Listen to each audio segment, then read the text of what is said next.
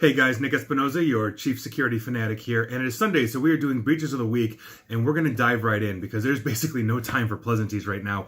This is a list. We're going to be starting with Instagram. Now, TechCrunch earlier this week reported that basically an exposed database of millions of Instagram influencers was actually leaked, basically dumping critical information on them, critical contact and personal information. Instagram has then come back and said that no, it was about 350,000 accounts that have actually been affected by this. This was an exposed Amazon Web Services database. And so if you are on Instagram and consider yourself an influencer, whatever that is, I would go ahead and check with Instagram to make sure you're safe. Moving on, we're going to be talking about Google.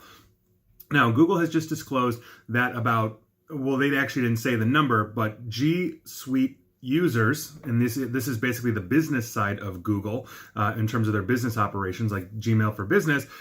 Basically, they had been storing some of the accounts in plain text, meaning your password could actually be read, probably on Google's backend or in transit as it's moving across the internet, since 2005. Google did not disclose how many of these were hit. They said they have fixed the issue and apologized and all of that. So there you go. If you're a G Suite member, you might want to check with them. Moving on, let's talk about First American Financial Corp. Now, they just leaked hundreds of millions of title insurance records.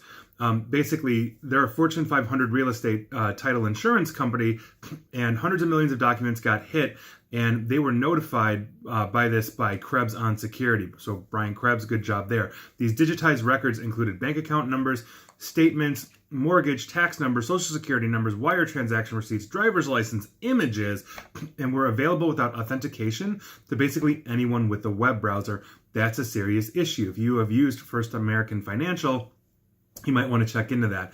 Next, we're going to be moving to Australia and talking about Canva. Now, this is a web design online service, and they seem to have been hit by a malicious hacker who claims to have made off with data pertaining to 139 million users. This information that was stolen includes real name, usernames, addresses, city and country information. They are saying that the passwords, though, were actually salted and protected with bcrypt, so hopefully the passwords are secure. But if you are a user or member of Canva, heads up to you. Moving on, we're going to be talking about the Schubert Organization. They own 17 Broadway theaters and the ticketing service Telecharge. Now, according to a letter that they mailed to customers or specific customers, Schubert executives came across some suspicious activity on an employee's email account last February and teamed up with forensic experts to investigate. They basically found that somebody had gained access to several employees' email accounts which had customer names, credit cards, credit card numbers, expiration dates, etc., but it is unclear whether or not that this information was actually accessed. So the hacker got access to a system that had this information. They just don't know if it was hit.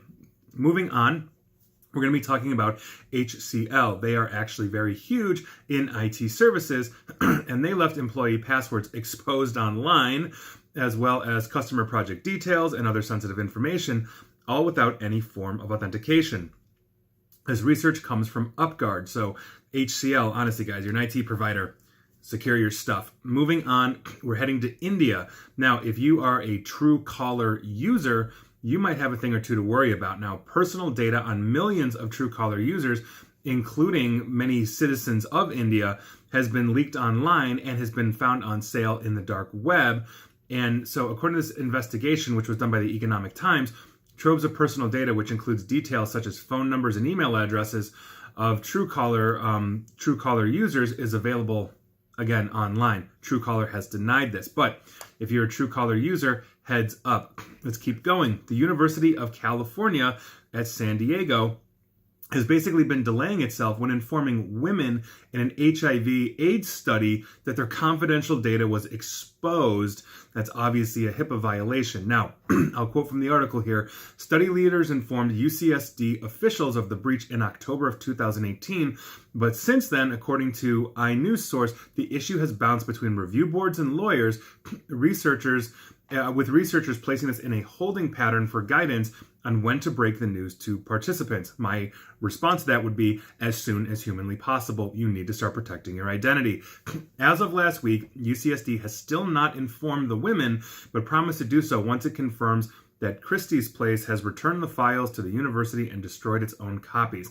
Christie's Place is where this data breach happened. So if you were in an HIV/AIDS study at the University of California, San Diego, heads up, you may be learning for the first time on this video that you have a problem with your personal information being exposed. Continuing on, let's talk about the Cancer Treatment Centers of America. They just notified patients after a phishing attack on an employee email account. The employee works at the Southeastern Regional Medical Center. The attack took place on March 10th of this year, and the attacker was potentially able to gain access to the accounts between March 10th and March 11th. The investigation did not confirm whether any PHI was actually accessed, so they're notifying those potentially affected, and they did not give a precise number. But if you're affiliated in any way, shape, or form or a patient of Cancer Treatment Center of America, heads up to you. And finally, we're going to end it on somewhat of a lighter note. AT&T. Now, basically late on Monday, so about 5-6 days ago or so, AT&T warned visitors on their website of a data incident with basically a banner on top of the company's homepage, according to people who visited at the time. And it said on their page, and I quote, "You may be affected by a recent AT&T data incident. Check if your accounts are impacted." Now, the banner seemed confusing, and it led to an incomplete FAQ, and then suddenly AT&T takes it down.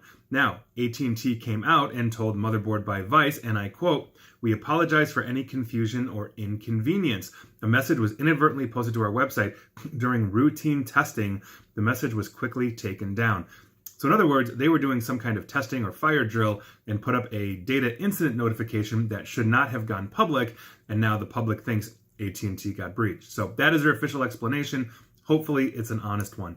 And those are your breaches of the week. Were you affected? Let me know.